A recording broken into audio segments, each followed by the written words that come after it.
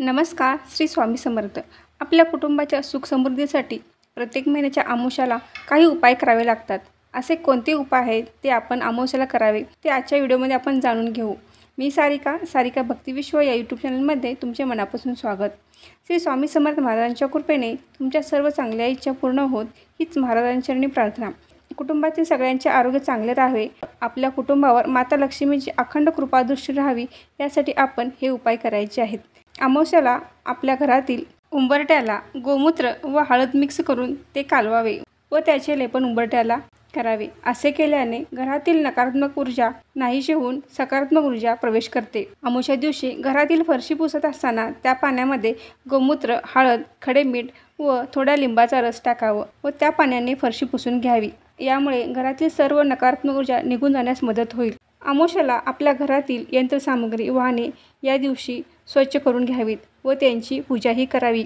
अमावास्येला आपला किचन ओटाही स्वच्छ करून घ्यायचा आहे. या दिवशी किचन ओट्याच्या भिंतीवर आपण हळदीने स्वस्तिक काढायचे आहे. हळद ही लक्ष्मीचे प्रतीक आहे.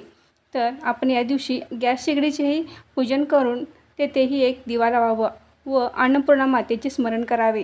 अमावास्येला स्वच्छता ही महत्त्वाची आहे. या दिवशी घरातील जाळी दळमट हे काढावीत. घरातील पडदे, बेडशीट, उशी कवर यासारख्या वस्तू स्वच्छ करून घ्याव्यात. प्रत्येक अमावास्येला अशी स्वच्छता ठेवल्याने घरही स्वच्छ होते, मन प्रसन्न होते व माता लक्ष्मीचे सदैव आगमन आपल्या घरामध्ये राहते. आपल्याला एखाद्या कामात सतत अडचणी येत असल्यास किंवा आपली क्षमता व शिक्षण असूनही आपल्याला जॉब मिळत नसेल किंवा लग्न जमण्यात अडचण येत असेल, आपल्याला पितृदोष आहे असे समजावे. यासाठी अमावास्येचा दिवस ही अतिशय महत्त्वाचा आहे. या दिवशी आपण पितरांना स्मरून त्यांना नैवेद्य अर्पण करू शकता.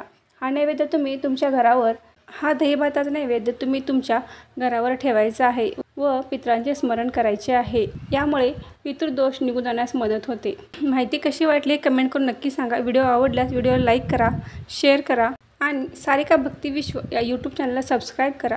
धन्यवाद.